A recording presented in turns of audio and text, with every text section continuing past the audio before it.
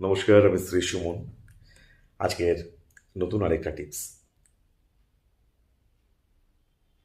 প্রচুর সমস্যার সম্মুখীন আমরা প্রায় সময় হয়ে থাকি।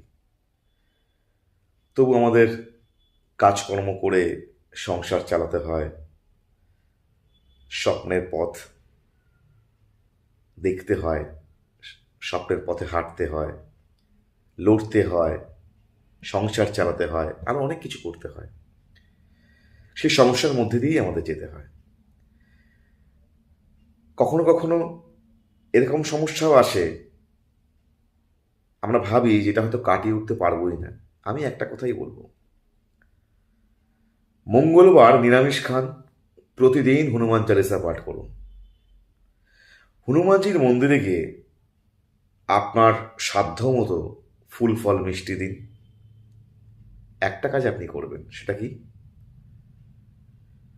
মেটে সিঁদুর, মেটে সিঁদুর দিয়ে আপনি হনুমানজিকে দেবেন, আর সেখানে দাঁড়িয়ে আপনি শিশুদের কিছু কিছু খাওয়াবেন।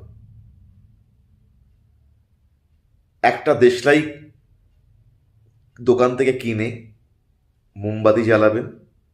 সেই দেশলাই বাক্সটা, মোমবাতিটা জ্বালানোর পর দেশলাই বাক্সটা মন্দিরে রেখেই চলে আসবেন। অন্তত এই ক্রিয়াটা 8খানা মঙ্গলবার করুন।